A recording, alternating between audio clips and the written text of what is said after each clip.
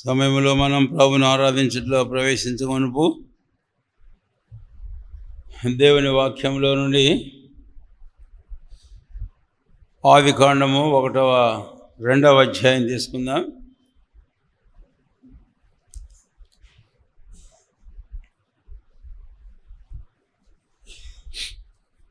మొదటి 3 వచనములు అందరము కలిసి చదువుకుందాం. ఆదికాండము 2వ అధ్యాయము మొదటి 3 వచనములు అందరము కలిసి చదువుకుందాం. ఆకాశమును భూమియు వాటిలో ఉన్న సమస్త సమూహమును సంపూర్తి చేయబడిను. దేవుడు తాను చేసిన పని అంతటి విషయము తాను పని అంతటి నుండి 7వ దినమున విశ్రమించాను. కాబట్టి దేవుడు ఆ 7వ దినమును ఆశీర్వదించి పరిశుద్ధపరిచి ఏలైనగా దానిలో దేవుడు తాను చేసినట్టు సృజించినట్టు తన పని అంతటి నుండి విశ్రమించను. ప్రార్థన చేసుకుందాం ప్రభు సహాయం కొరకు.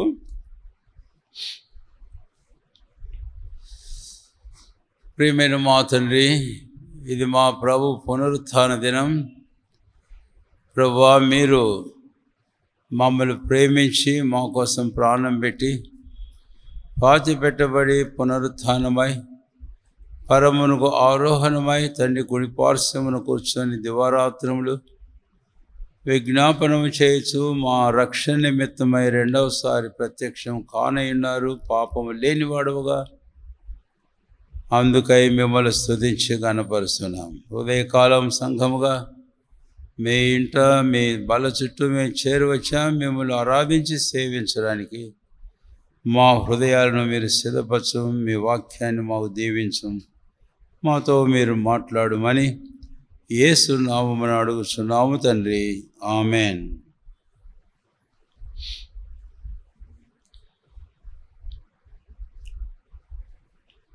మనం చదివిన 3 వచనాలలో ఈ దినము కొరకై 2 ప్రాముఖ్యమైనటువంటి పదాలను మన ధ్యానం కొరకై తీసుకుందాం. ఆరాధన కొరకై మొదటి పదం, ఇక్కడ ఒక మాట 3 పర్యాయములు వ్రాయబడింది. 2వ వచనములో తన పని, అదే వచనములో తాను చేసిన తన పని, 3వ వచనములో తన పని అంతటి నుండి విశ్రమించను అనే ఈ మాట. కాబట్టి తన పని అంటే దేవుని పని, ది వర్క్ ఆఫ్ గాడ్. అది మన ఆరాధన కొరకైనటువంటి ప్రాముఖ్యమైన అంశము. నిశ్చయముగా దేవుని పనిని, ఆయన కార్యములను మన జీవితంలో మనము తలంచుకోవాలి, ధ్యానించుకోవాలి అని దేవుని వాక్యం మనకు జ్ఞాపకము చేస్తూ ఉంది అని కొన్ని వచనాలు నేను జ్ఞాపకం చేస్తాను. 111వ కీర్తన గ్రంథం 1 నుంచి 4 వచనాలు ఉన్నాయి, కానీ అన్ని వచనాలు మనం చదవము. నేను జ్ఞాపకం చేసే మాట మీరు గమనించాలని మనవి చేస్తున్నాను. 111వ కీర్తన మొదటి 4 వచనాల్లో 2వ వచనం మొదటి పంక్తి, యెహోవా క్రియలు గొప్పవి. అంటే దేవుని కార్యములు, ఆయన పనులు చాలా గొప్పవి, అవి మహోన్నతమైన కార్యములు. 2వ వచనం 77వ కీర్తనల గ్రంథం 11వ వచనం, అలాగే 12వ వచనం కూడాను. 77వ కీర్తన 11, 12 వచనాలు. ఇక్కడ కూడా నేను చదివే మాటను జ్ఞాపకం చేసుకోవాలి. నీ ఆశ్చర్య కార్యములను నేను మనస్సునకు తెచ్చుకొందును, నేను ధ్యానించుకొందును. 2వ మాట, దేవుని ఆశ్చర్య కార్యాలను మనము మనస్సుకు తెచ్చుకోవాలి అంటే జ్ఞాపకాన్ని తెచ్చుకోవాలి. వాటిని గురించి మనం ధ్యానం చేయాలి. ఇశ్రాయేలును గురించి ఒక మాట రాయబడింది, వారు ఆయన క్రియలను మరచిపోయిరి అని. కాబట్టి దేవుని కార్యములను, ఆయన పనులను మనం మర్చిపోకూడదు. మనం మనస్సునకు తెచ్చుకోవాలి, వాటిని మనము ధ్యానము చేయాలి అనేది రెండవ తలంపుగా జ్ఞాపకము చేస్తూ ఉన్నాను. తర్వాత మూడవ మాటకు మనం వస్తే 92వ కీర్తన గ్రంథం ఏమిటి, ఆయన కార్యములు ఏం చేస్తున్నాయి? 92వ కీర్తన గ్రంథం 4వ వచనం. 92వ కీర్తన 4వ వచనం. ఎందుకనగా యెహోవా నీ కార్యం చేత నీవు నన్ను సంతోషపరచుచున్నావు, నీ చేతి పనులను బట్టి నేను ఉత్సహించుచు. కాబట్టి ఇక్కడ నీ కార్యము, నీ చేతి పని అనే మాట. అయితే ఆయన కార్యాలను బట్టి ఒక ప్రాముఖ్యమైన సంగతిని ఇక్కడ మనం చూస్తాం. 5వ వచనంలో మనకు కనపడుతుంది. 4వ వచనంలో చివరి భాగంలో నేను ఉత్సహించుచున్నాను అన్నాడు. తెలుగు బైబిల్లో అలాగన్నాడు. కానీ ఇంగ్లీష్ బైబిల్లోకి వస్తేనేమో ఐ విల్ మేక్ ట్రయంఫ్ అంటే విజయం, నేను జయిస్తాను. కాబట్టి దేవుని కార్యాలు మన జీవితాలలో మనకు గొప్ప విజయాన్ని తెచ్చేవి, ప్రసాదించేవి. అందుకని ఆయన కార్యములను మనం తలపోసుకోవడం, మననం చేసుకోవడం, ధ్యానం చేసుకోవడం ఎంతైనా అవసరము అని. ఇక్కడే మరొక మాట నేను జ్ఞాపకం చేస్తున్నాను. 4వదిగా ఆ దేవుని కార్యాలు మనల్ని ఏం చేస్తాయి? 4వ వచనం, నీ కార్యం చేత నీవు నన్ను ఏం చేస్తున్నావట? సంతోషపరచుచున్నావు. కాబట్టి దేవుడు తన కార్యముల చేత, తన పనుల చేత, ఆయన సృష్టించిన యావత్తు ఆయన మన కొరకై చేసిన ఆయన కార్యముల ద్వారా ఆయన మనల్ని సంతోషపరచుచూ ఉన్నాడు. కాబట్టి దేవుని కార్యాలు మనల్ని సంతోషపరిచే కార్యాలు. చివరిగా 5వదిగా ఇక్కడ మరొక మాట మీకు జ్ఞాపం చేయాలి. కీర్తనల గ్రంథం 52వ అధ్యాయం. 52వ అధ్యాయము కీర్తన గ్రంథం 9వ వచనం. 52వ కీర్తన 9వ వచనం.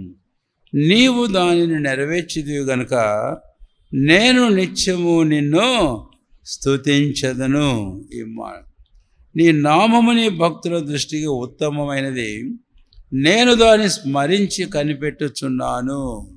ఇక్కడ నీవు దానిని నెరవేర్చితివి అని అనడంలో దేవుడు ఈ కార్యాన్ని గురించి మనం చూస్తాం. దౌ హ్యాస్ట్ డన్ ఇట్ అని అంటాడు ఇంగ్లీష్. నీవు దాన్ని చేశావు, ఇది నీ కార్యం.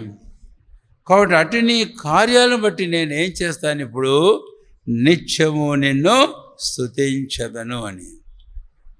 ఈరోజు దేవుడు చేసిన కార్యములు ఆదికాండం 1వ అధ్యాయం అంతా మనం ధ్యానం చేస్తూ వచ్చాము.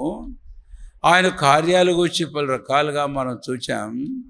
104వ కీర్తనలో కీర్తనకారుడు దేవుని కార్యములు ఎన్ని విధాలుగానూ ఉన్నాయి. కాబట్టి ఆయన కార్యములను గురించి మనం ఇలాగ జ్ఞాపకం చేయబడితే అల్టిమేట్గా అట్టి ఆయన కార్యములను బట్టి ఆయన మనం స్తుతించాలి, ఆయన ఘనపరచాలి. ఆయన కార్యములు సృష్టి యావత్తులు మనం ఆలోచించడం వలన అర్థమవుతున్నాయి. రెండవది, ఆయన కార్యములు మన కొరకై ఆయన ఏం చేశాడు. ఎందుకంటే యోహాను సువార్త 1వ అధ్యాయం 51, 52 వచనాలలో నతనయేలుతో యేసు ప్రభువారు ఒక మాట అంటాడు. ఫిలిప్పు నతనయేలుని యేసయ్య దగ్గర తెచ్చినప్పుడు, ఆ అంజూరపు చెట్టు కింద నీవు కూర్చున్నావని నేను చెప్పినందున నీవు నన్ను నమ్ముచున్నావా? అంతకంటే గొప్ప కార్యము నీవు చూతువు అని. కాబట్టి ఈరోజు మన కొరకై ఆయన చేసిన ఆయన గొప్ప కార్యాలు మనము చూచిన వారమై, అనుభవించిన వారమై, అట్టి ఆయన కార్యాలు బట్టి ప్రభువును మనం ఆరాధించి ఘనపడదాం. మొదటి మాట, దేవుని కార్యములు చాలా గొప్పవి. రెండవ మాట, దేవుని కార్యములు నేను జ్ఞాపకం తెచ్చుకుంటాను, మనసును తెచ్చుకొని వాటి గురించి నేను ధ్యానం చేస్తాను. మూడవ మాట, దేవుని కార్యములు నా జీవితంలో నన్ను విజయవంతునిగా విజయోత్సవంతో ఊరేగించే కార్యములైనా they are the source of my triumph and victory in my life. మూడవది అది. నాలుగవది, ఆయన తన కార్యముల చేత నన్ను సంతోషపరచుచూ ఉన్నాడు. ఐదవది 52వ కీర్తన 9లో, అటు నీ కార్యాలు బట్టి నేను నిత్యము నిన్ను ఏం చేస్తానట, కీర్తించెదను. కాబట్టి ఆదికాండం 2వ అధ్యాయంలో మొదటి 3 వచనాలలో ఆయన కార్యము, తన పని ముమ్మారు ఆ మాటను మనం చూస్తాం. ఇప్పుడు మీకు నేను జ్ఞాపం చేయాలని కోరుతున్నాను కొన్ని తలంపులు.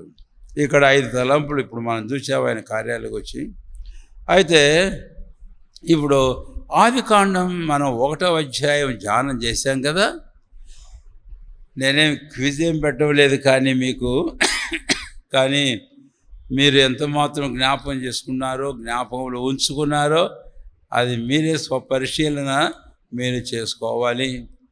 6 దినములు ప్రభువైన దేవుడు ఆదికాండం 1వ అధ్యాయంలో సృష్టి యావత్తును ఆయన చేశాడు. దాని అంతటిని గూర్చి 2వ అధ్యాయంలో ఆయన పని తన పని అని మనం చూచాం. కాబట్టి ఆయన పని ఏంటో ఒకసారి నేను మళ్ళీ మీకు జ్ఞాపం చేయాలని కోరుతున్నాను. ఆదికాండం 1వ అధ్యాయం 1వ వచనంలో, ఆది యందు దేవుడు భూమి ఆకాశములను, అవును నిజమే. కాబట్టి ఈరోజు దృశ్యమైన అదృశ్యమైనది ఇంక ఎంతో వాటంతటినీ దేవుడు సృజించాడు. అవన్నీ ఆయన చేతి పని అయి ఉన్నాయి. మరొక పదానికి వస్తే మన విషయం, మానవుల విషయం 1వ అధ్యాయము 26వ వచనం, దేవుడు మన స్వరూపమందు మన పోలిక చొప్పున నరులను, so let us make man in our own image. Let us make. కాబట్టి let us do this thing. ఈ పని మనం చేద్దాం. ఏం పని? నరుని మనము ఏం చేద్దాం మన పోలిక చొప్పున అనేది మనం చూస్తాం. అంతేకాదు ఈ నరుని కొరకాయ, లేక తాను సృజించిన సకల జీవుల్లో కోటి కొరకాయ ప్రభువైన దేవుడు ఇంకేం చేశాడనే విషయానికన్నా మనం వస్తే కనుక, ఆయన గడ్డిని మొలిపించాడు, తర్వాత కూర మొక్కలను మొలిపించాడు, ఫలవృక్షాలను మొలిపించాడు. అంటే ఆయన చేసిన కార్యాలలో ఇక్కడ మనం చూస్తాం. అందుకే 104వ కీర్తనలో 15వ వచనంలో కీర్తనకారుడు అంటాడు కదా, నరుల హృదయమును బలపరిచే ఆహారమును, వారి హృదయములను సంతోషపెట్టే ద్రాక్షారసమును, వారి ముఖములకు మెరుగునుచ్చు తైలమును నీవు భూమిలో నుండి పుట్టించావు. దీని అంతటినీ మనం గమనించినట్లయితే కనుక ఇదంతా దేవుడు చేసిన సృష్టి, మనము దేవుడు చేసిన సృష్టి, ఆయన చేతి పని. అంతేగాదు ఈరోజు మన జీవము కొరకాయ, జీవమును కాపాడుకునేందుకు కొరకాయ. ఎందుకంటే ఆదికాండం 6వ అధ్యాయంలో మాట నేను మీకు జ్ఞాపం చేస్తున్నాను. దేవుడు నోవహుతో ఓ చక్కని మాటను చెప్పాడు. ఆదికాండము 6వ అధ్యాయము 19వ వచనం, మరియు నీతో కూడా వాటిని బ్రతికించి ఉంచుకొనుటకు సమస్త జీవులలో, అనగా సమస్త శరీరుల యొక్క ప్రతి జాతిలోనివి 2 చొప్పున నీ ఓడలోనికి తేవలను. ఇక్కడ ఒక ముఖ్యమైన మాట, నీతో కూడా వాటిని బ్రతికించి ఉంచుకొనుటకు అనే మాట. అయితే ఎలాగా ఇవి బ్రతికుంటాయి? అందుకని 20వ వచనంలో నీవు వాటిని బ్రతికించి ఉంచుకొనుటకై అన్న తర్వాత 21వ వచనంలో, తినుటకు నానా విధములైన ఆహార పదార్థములను కూర్చుకొని నీ దగ్గర ఉంచుకో, నీకును వాటికి ఆహారముగును అని ప్రభువైన దేవుడు చెప్పడం మనం చూస్తాం. ఏం చేశాడో ఇక్కడ మనకు అర్థమవుతుంది. అందుకే ఒక మాట చెబుతుంటారు, కడుపు పెట్టినవాడు, చెప్పరే సామెత తెలియదా? కడుపు పెట్టినవాడు కూడు పెట్టడా అంటారు. అంటే అన్నం పెట్టడా అని, భోజనం పెట్టడా అని. కాబట్టి జీవం సృష్టించాడు, ఊపిరిని పోశాడు. కాబట్టి జీవం కలిగి చెలించు జంతువులు, జీవరాశులు, మనుషులు. అయితే వాటన్నిటి కొరకు అవి జీవము కలిగి భద్రంగా కాపాడబడేందు కొరకై వాటి కొరకై కావలసినవన్నీ చేశాడు. దేవుని కార్యములు ఆశ్చర్యమైనవి, ఆయన జ్ఞానం అపరిమితమైనది. అది మనం ఏమాత్రం నువ్వు ఇంత అని చెప్పజారు. నీ బుద్ధి జ్ఞానంలో బాహుల్యం ఎంత గొప్పది అని పౌలు రోమాపత్రిక 11వ అధ్యాయం చివరి వచనాల్లో మనం చూస్తాం, రాయడం మనం చూస్తాం. కాబట్టి మొదటిది నేను మీకు జ్ఞాపం చేశాను. ఏంటి ఆయన కార్యం? ఆయన మనను సృజించాడు, మన కొరకై సమస్తమును సృజించాడు, మన ఉనికిని కాపాడుకునేందుకు, జీవమును కాపాడుకునేందుకు మన కొరకు కావలసినవన్నీ ఆయన సృజించాడు. ఆయనకు కీర్తి స్తోత్రం మహిమలు కలుగునుగాక.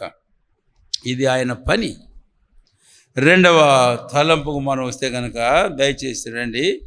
రెండవ తలంపు ఎఫెసీ పత్రిక 2వ అధ్యాయం 10వ వచనం. ఎఫెసీలు రాసిన పత్రిక 2వ అధ్యాయము 10వ వచనం.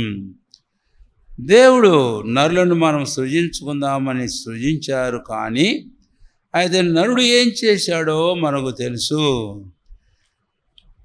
తాను అవిధేయుడై పాపము చేశాడు అన్న విషయం మనకు తెలుసు. అందుకని ఇలాంటి మానవుని విషయంలో ప్రభువైన దేవుడు చేసిన కార్యం, ఎఫెసీలో 2 మాటలు మీకు జ్ఞాపకం చేస్తాను. 2వ అధ్యాయము 10వ వచనం.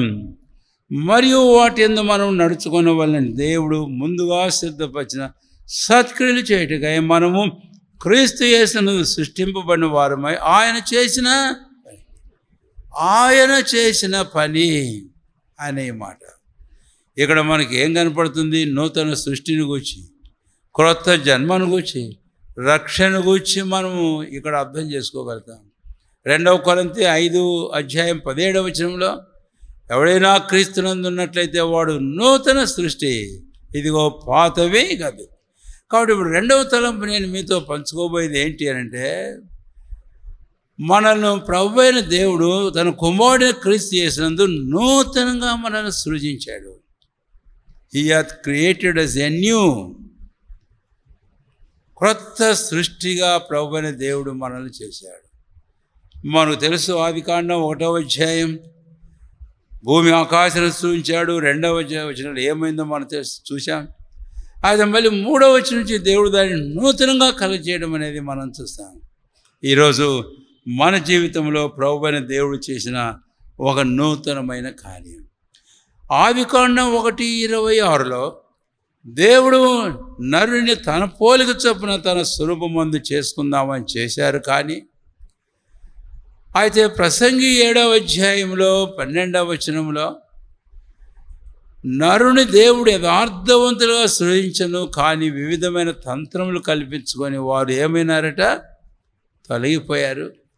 అందుకని దేవుడు ఈ ఎఫెసీ పత్రికలో 2 వాక్యాలని చెప్పాను, ఒకటి ఇప్పుడే జ్ఞాపం చేశాను. ఇప్పుడు 4వ అధ్యాయము ప్రభువైన క్రీస్తు ఇలాంటి మానవుని వదిలిపెట్టలేదు. కానీ 4వ అధ్యాయము 24వ వచనం లేక 23వ వచనం, మీ చిత్త వృత్తి యందు నూతన పరచబడిన వారై, 22వ వచనం చివరి వచనం, కావున మునుపటి ప్రవర్తన విషయంలోనైతే మోసకరమైన దురాశల వలన చెడిపోవు మీ ప్రాచీన స్వభావమును వదులుకొని. చూచారా? ప్రాచీన స్వభావమును, పాత స్వభావమును, పాత పురుషుని, పాత ఆదామును, ఆయన నుంచి సంక్రమించిన పాపమును, దాని ఫలితమైన మరణమును అంతటినీ మనం వదులుకున్నట్లుగా అలాగా ఆయన నూతన పరిచాడు మనల్ని. నీ యథార్థమైన భక్తియు కలవారే దేవుని పోలికగా సృష్టించాడు. అద్భుతమైన విషయం. ఆ రోజు 1:26లో మన పోలిక చొప్పున చేసుకుందామని చేసుకుంటే ప్రసంగి 7:12 ప్రకారం ఎలాగా చెడిపినాడో మనకు తెలుసు. అయితే అలాంటి వాడిని విడిచిపెట్టగా వాడిని మళ్ళీ దేవుడు తన పోలికలను తీసుకువచ్చేందుకు కొరకై వాని వల్ల నూతనంగా సృష్టించాల్సి వచ్చింది. అందుకని దేవుడు తన సొంత కుమారుని లోకానికి పంపించాడు. ఆయన శిలువలో మరణానికి అప్పగించడం ద్వారా, ప్రభు మరణించి సమాధి దేవుడు సజీవుడై తిరిగి లేచడం ద్వారా పేతురు అంటాడు 1 పేతురు 1వ అధ్యాయం 3వ వచనంలో ఏమని, మనము ఆ దేవుని విశేషమైన కనికరం చొప్పున ఆయన మనలను మరలా జన్మింప చేశాడు. దేవునికి స్తోత్రం. ఇది దేవుని పని. నా కొరకు చేశాడు, నీ కొరకు చేశాడు.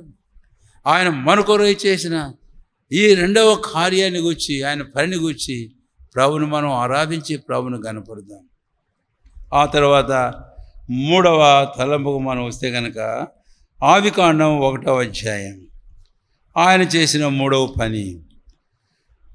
ఆదికాండం 1వ అధ్యాయం 3వ వచనంలో 3వ వచనం, దేవుడు వెలుగు కమ్మని పలుకగా వెలుగు కలిగెను. ఆ తర్వాత మనం చూస్తాం వెలుగును చీకటిని ఏం చేశాడంటే దేవుడు వేరు చేశాడు. అయితే దీనికంటే ముందే ఆదికాండం 1వ అధ్యాయం 2వ వచనంలో చీకటి అగాధ జలం పైన కమ్మి ఉండదు. చీకటి ఉంది అప్పుడే. 3వ వచనానికి 3వ వచనంలో ప్రభువైన దేవుడు చేసిన కార్యానికి ముందే ఏముందంట? చీకటి ఉంది. చీకటి మాత్రమే కాదు, చీకటి అనే పదం ఆడ వాసాడు అని అంటే వెలుగు అనే పదం కూడా అక్కడ ఉంది. కాబట్టి అంతకంటే ముందే ఉంది వెలుగు. అయితే ఆ వెలుగు ఏమైందో మనకు తెలుసు. భూమి నిరాకారముగాను శూన్యముగాను ఉండెను, చీకటి అగాధ జలను ఏం చేసింది? కమ్మి ఉండెను. ఇది దీని గురించి 3వ తలంపు నేను ఇలా జ్ఞాపం చేయాలి. ఏదైతే ఉన్నో తర్వాత మనం ధ్యానం చేస్తూ వచ్చాం కదా, 6 దినాల సృష్టిలో ప్రభువైన దేవుడు సృజించును అనే దానికంటే కలుగునుగాక కలుగునుగాక అన్నాడు. దానికి ఒక సందర్భంలో ఒక మాట వాడాను నేను. ఆ నీళ్ళలో నుంచి భూమి కలుగునుగాక అన్నాడు. భూమి కలిగింది అంటే భూమి ప్రత్యక్షమైంది. కాబట్టి వెలుగు ఉంది అక్కడ, కానీ చీకటి కమ్మింది. అన్నీ ఉన్నాయి, ఒక నరుడు తప్ప 6 దినాల సృష్టిలో. కానీ అన్నీ కూడా పూర్తిగా ఇదైపోయినాయి. అయితే ప్రభువైన దేవుడు వాటి మరలా కలుగు కనపడు కలుగు కనపడు అంటే అవన్నీ కలుగుతాయి. అందుకని నేను చెప్పగోరుతున్న 3వ కార్యం, దేవుని కార్యం ఏంటంటే ది వర్క్ ఆఫ్ రెస్టోరేషన్. అంతకుముందు ఎప్పుడో బైబిల్ స్టైల్లో నేను జ్ఞాపం చేశాను. ప్రకటన గ్రంథంలో నూతన ఆకాశము నూతన భూమి అంటే ఆయన మళ్ళా ఇంకొక భూమిని సృజించడంలే. ఆయన ఒక్కసారి ఆదికాండం 1వ అధ్యాయం 1వ వచనంలో సృజించాడు భూమిని. అంటే అది శాశ్వతంగా ఉండడానికి సృజించాడు. That earth which was created in Genesis 1:1 is going to abide for ages and ages. అది యుగ యుగాలు ఉండబోయేది. అయితే హ్యావింగ్ బీన్ రెన్యూడ్, నూతన పరచబడింది అంటే అర్థమేమిటి? దాన్ని మరలా మరలా మరలా రెస్టోర్ చేశాడు. అందుకని 3వది వర్క్ ఆఫ్ రెస్టోరేషన్. దేవుని పని ఏం పని అంటే ఆయన కార్యం నూతనపరచడం.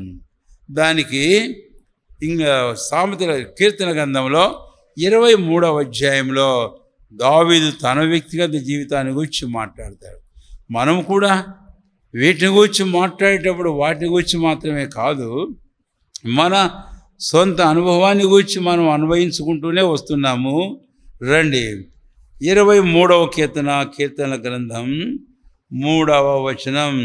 23వ కీర్తన 3వ వచనం. కీర్తనాకారుడు దావీదు మాట అంటాడు. 23వ కీర్తన 3వ వచనం, నా ప్రాణమునకు ఆయన సేద తీర్చుచున్నాడు. ఇక్కడ సేద తీర్చుచున్నాడు అన్న ఈ మాట ఒకవేళ నేను వ్యాఖ్యానించడానికి కానీ మీరు అర్థం చేసుకోవడానికి టైం పట్టే పని. అందుకని కొన్ని సందర్భాల్లో ఇంగ్లీష్లో పదాలు వాడుతున్నాను డైరెక్ట్గా మనకు అర్థం కావడానికి. He restoreth my soul, he restoreth my soul అంటే God's work is the work of restoration. అద్భుతమైన కార్యం. దేవుడు తనలాగా చేసి అది చీకటి కమ్మినప్పుడు అంతటో వదులుకోలేదు. కానీ but a time has come for God to restore his creation to the original status. తాను సృష్టిని తాను నిజమైన ఆ స్థితిలోనికి మళ్ళీ తెచ్చేందుకు కొరకాయ, పూర్వపు స్థితిలోనికి తెచ్చేందుకు కొరకాయ ఆయన ఉద్దేశించి కార్యం చేశాడు.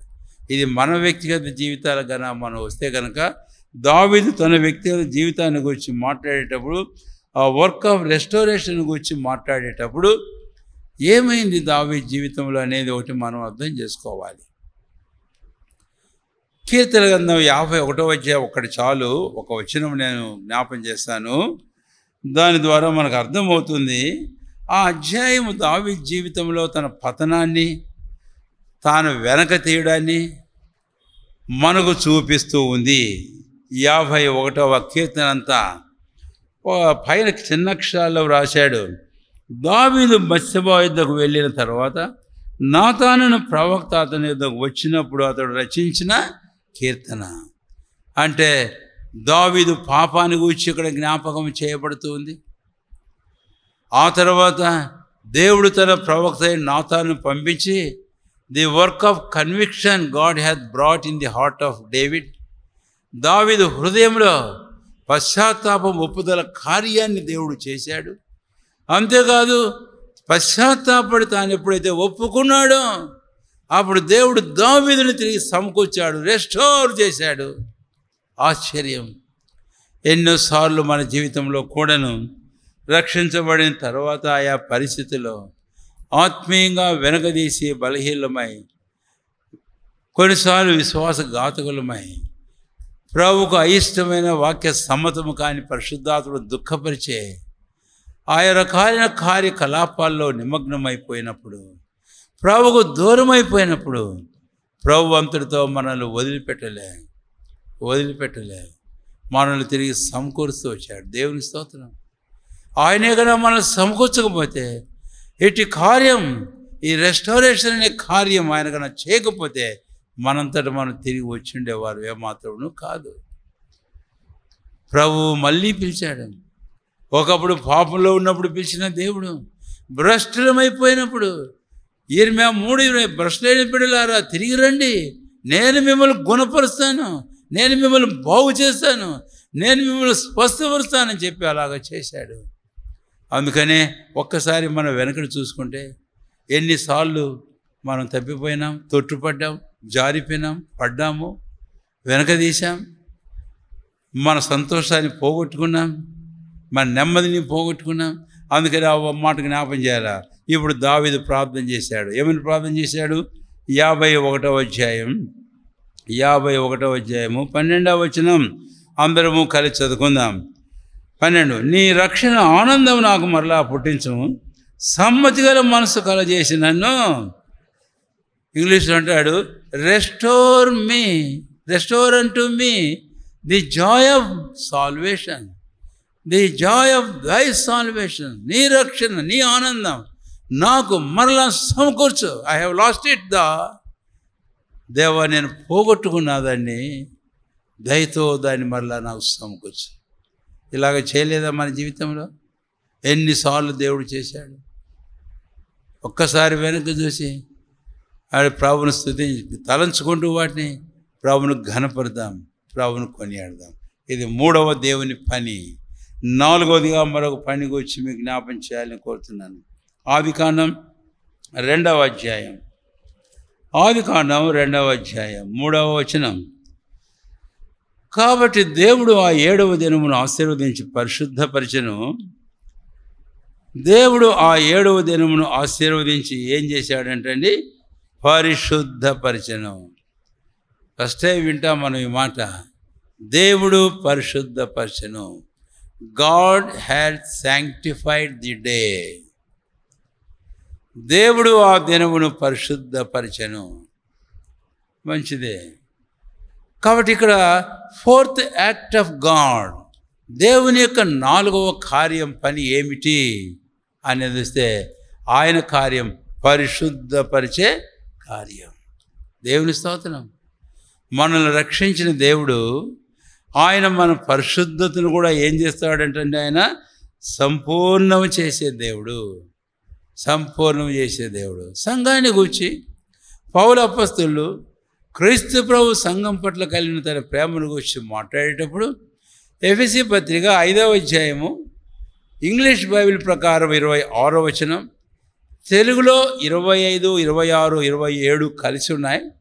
అయితే ఆ 26వ వచనంలో ఏముంది తెలుగులో కూడా మనం ఆ మధ్యలో మనం చదువుదాం. ఎఫెసీ పత్రిక 5వ అధ్యాయము.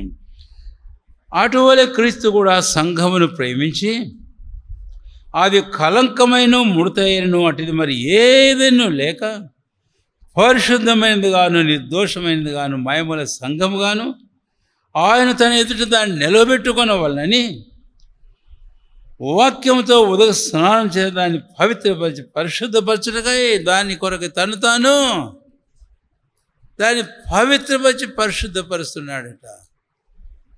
Many times Christ finds many flaws in our life.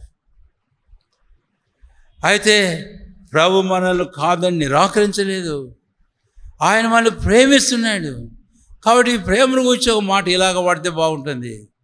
Christ love ఇది శాంక్టిఫైయింగ్ లవ్, పరిశుద్ధపరిచేటటువంటి ప్రేమ. అట్టి ప్రేమతో మనల్ని ప్రేమించవచ్చు, రక్షించమని మన క్రైస్తవ జీవితంలో మన ప్రతి అపవిత్రత మాలిన్యమును ఆయన సాధనముల చేత ఆయన కడిగి పవిత్రపరిచి తన ఎదుట మనల్ని మహిమగల సంఘముగా మహిమగల వ్యక్తులుగా ఆయన నిలబెట్టుకుంటారు. ఇది మన కొరకు ఆయన చేస్తున్న కార్యం ఆశ్చర్యం. రక్షణ ఒక్కరోజు కొన్ని క్షణాల్లో జరిగే కార్యం. అయితే పరిశుద్ధపరచడం అనే కార్యం శరీరంలో జీవించేంతకాలం జీవితాంతము జరిగే ప్రక్రియ ఇది. అది మనం అర్థం చేసుకోవాలి. అందుకనే ఎక్కడ ఎప్పుడైనా ఏదైనా మాలిన్యం అంటిన వారమని పరిశుద్ధాత్ముడు వాక్యం ద్వారా మనకు చూపిస్తే వెంటనే మనం తగ్గించుకొని ప్రభువైన క్రీస్తు రక్త ప్రోక్షణ కిందకి మనం తెచ్చుకొని ప్రభువా నన్ను పవిత్రపరచు అడిగితే ప్రార్థన వింటాడు, పరిశుద్ధపరుస్తాడు. ఆయన తన పరిశుద్ధతలో పాలువారుగా చేస్తుంటాడు. ఆ పరిశుద్ధతను ఆయన సంపూర్తి చేస్తాడు. అందుకనే పౌలు కొలసీలు రాడిన ఒక మాట నేను మీకు జ్ఞాపం చేస్తాను. కొలసీలు రాసిన పత్రిక 1వ అధ్యాయం 22వ వచనం అందరం కలిసి చదువుకుందాం. కొలసీ 1:22. తన సన్నిధిని పరిశుద్ధులుగాను నిర్దోషులుగాను నిరపరాధులుగాను నిలవబెట్టుటకు ఆయన మాంసయుక్తమైన దేహమందు మరణం వల్ల ఇప్పుడు మిమ్మల్ని సమాధానపరిచి ఎట్లా నిలబెడతాడంట?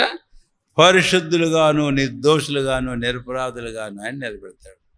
మరొక వచనం తెస్సలోనికీయులకు రాసిన పత్రిక 1వ పత్రిక 5వ అధ్యాయం. తీయని త్వరగా దయచేసి నాతో పాటు ఇప్పుడు నేనే చదువుతాను. 23వ వచనం మీరు గమనించండి. సమాధానకర్తయగు దేవుడు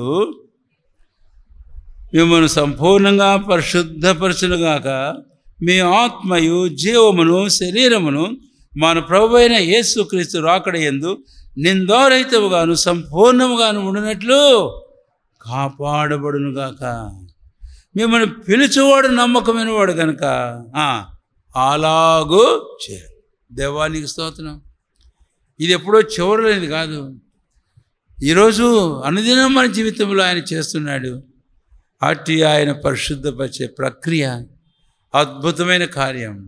the act of sanctification for which we should be so grateful and thankful to God. దేవునికి మనం ఎంతో కృతజ్ఞులమై ఆయన మనం ఆరాధించి ఆయన మనం ఘనపరచవలసిన వారంగా ఉన్నాం. 5వదిగా ఇంకొకటి చెప్పి నేను ముగించేస్తాను. ఆ దేవుని యొక్క కార్యాల గురించి మనం చూస్తే రండి దయచేసి 2వ అధ్యాయం ఆదికాండం మొదటి 3 వచనాలు చదివాం కదా. 2 మార్లు ఒక పదం ఇక్కడ మనం చూస్తాము. మొదటి 2 వచనాలలో ఏంటి ఆ పదం? మొదటి వచనం సంపూర్తి చేయబడెను అంటే దేవుని కార్యం ఏమైందంట? 2వ వచనం దేవుడు తాను చేసిన తన పని 7వ దినములో సంపూర్తి చేసి అనే మాట. 5వదిగా దేవుడు తన పనిని సంపూర్తి చేస్తాడు. ఏమైతే ఆరంభిస్తాడో ఆ కార్యాన్ని ఆయన సంపూర్ణం చేశాడు. హీ హాజ్ ఫినిష్డ్ ఇట్ అనేది ఇక్కడ మనం చూస్తాం. అందుకని ఆయన కార్యం ఎలాంటిది అని మీకు చెప్పాలంటే, he's work is perfect, is way is the perfect. ఆయన కార్యం పరిపూర్ణమైంది, ఆయన మార్గం ఎలాంటిది? పరిపూర్ణమైన కార్యం. ఏదో కార్యం ఆరంభించి ఆయన మధ్యలో వదిలిపెట్టలే. ఈరోజు నిన్ను నన్ను మనం రక్షించి ఆ తర్వాత మనల్ని అలాగ వదిలిపెట్టలే. ఏమైతే కార్యం మనలో ప్రారంభించాడో ఆ కార్యాన్ని ఆయన సంపూర్తి చేసేవాడు. ఫిలిప్పీ పత్రిక 1వ అధ్యాయం 2 దయచేసి 1వ అధ్యాయము 6వ వచనం. ఫిలిప్పీ పత్రిక 1వ అధ్యాయము 6వ వచనం. ఇక్కడ పౌలు అపోస్తలుడు ఫిలిప్పీ సంఘములోని విశ్వాసుల విషయంలో మాట్లాడుతూ వారితో ఈ మాట అంటాడు.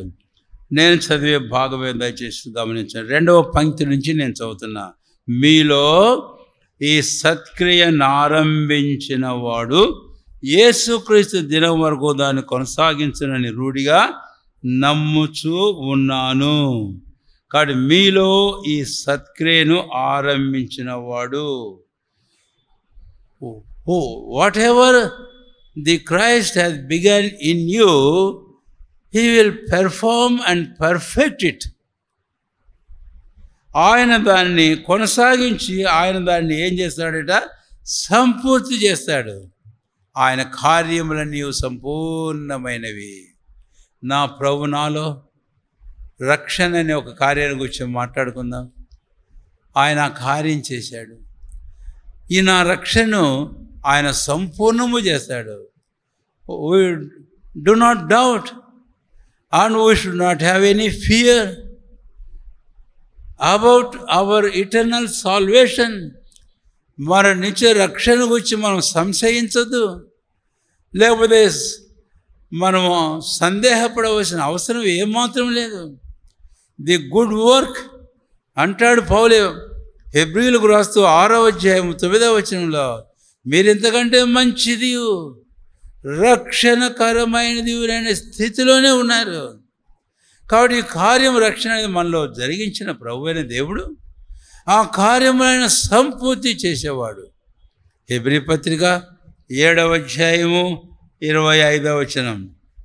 హెబ్రీ పత్రిక 7వ అధ్యాయము 25వ వచనం. 25వ వచనం 7:25 నేను చదువుతున్నాను, దయచేసి మీరు గమనించండి. ఈయన ద్వారా దేవుని వద్దకు వచ్చు వారి పక్షమున విజ్ఞాపనము చేయుటకు నిరంతరము జీవించుచున్నాడు గనుక వారిని సంపూర్ణముగా రక్షించుటకు శక్తిమంతుడైన. మన రక్షణ సంపూర్ణమైన రక్షణ. It is not the salvation of the half way, but it is complete, సంపూర్ణమైన రక్షణ. అదే కదా మనం చదివాం. ఆయన తన పని ఏం చేశాడంటండి? సంపూర్తి చేశాడు. 5వదిగా ఆయన కార్యం ఎలాంటిదో గమనించాడు. అందుకనే పౌలు బహుధైర్యంగా కొలసీలు రాసేటప్పుడు 2వ అధ్యాయం 10వ వచనం ఒక మాట అంటాడు. కొలసీ పత్రిక 2వ అధ్యాయము 10వ వచనం. రండి దయచేసి 2:10. మీరును మరియు ఆయన యందు మీరును సంపూర్ణులై ఉన్నారు. అబ్బా, అద్భుతమైన మాట ఇది. దీన్ని ఎలా లోతుగా తలంచాలి. పౌలు అపోస్తలుడు వారిని గురించి అంటాడు, ఆయన యందు మీరును సంపూర్ణులైనారు. ఇంగ్లీష్ అంటారు, you are complete in him, you are complete in him.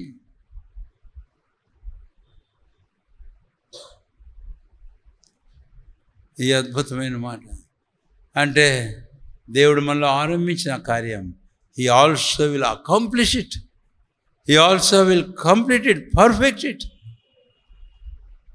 So let us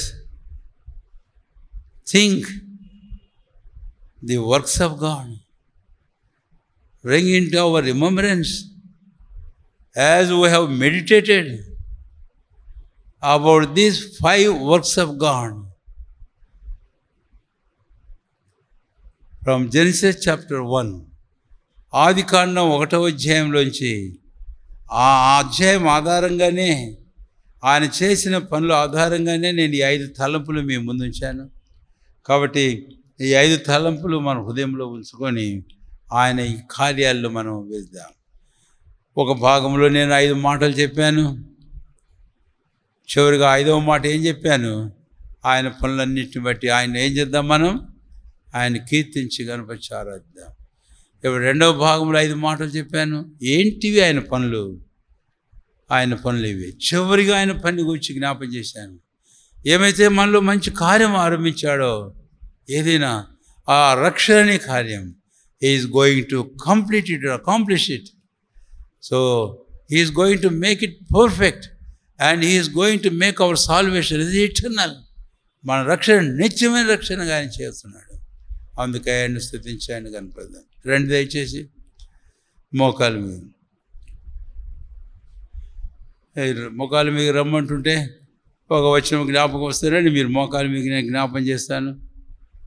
అదే 40వ కీర్తన 5వ వచనం చివరిలో మనం పాట పాడాం. దేవా నీ తలంపులు నాయుడులా ఎంత అమూల్యమైనవి. అదే కీర్తనాకారుడు దావీదు అట్టి తలంపులను ఆయన కార్యాలను జ్ఞాపకం తెచ్చుకొని కీర్తనలో 40వ అధ్యాయం 5వ వచనంలో 6వ వచనంలో ప్రభువును ఆరాధించాడు. నీవు మోకరుగా చేసిన ఆశ్చర్యమైన కార్యములు, నీవు మాయలో కలిగిన తలంపులు బహు విస్తారమైనవి. వాటిని వివరించడమని అనుకుంటే మా లెక్కకు మించినవి. యెహోవా నీ వంటి వాడెవడు? అది worship. Oh what a God you are, God awesome, God unique. There is none like you oh God. I worship there. అలాగా కీర్తనాకారుడు ఆరాధించాడు. ఇప్పుడు ఈ తలంపులు మన హృదయంలో ఉంచుకొని ప్రభువును ఆరాధించడంలో ప్రవేశిద్దాం.